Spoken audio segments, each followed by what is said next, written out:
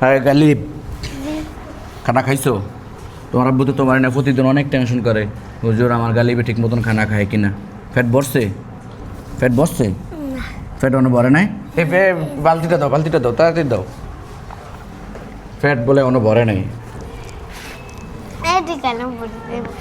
এখন খাই লইবা না? দুগা দেই। ফ্যাট না বললে তো খেতে হইব। খানা মজা হয়েছে? তরকারি মজা হয়েছে? আমাকে তরকারিটা নিয়ে আসো তো, একজন যা আমাকে তরকারিটা নিয়ে আসো।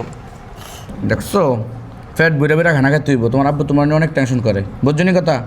বেশি বেশি করে মানে ভাত খেতে হইব, না হলে তুমি ছোট হয়ে যাবে। আর বেশি করে ভাত খেলে এত বড় হয়ে যাবে। কত বড়? এত বড় হয়ে যাবে।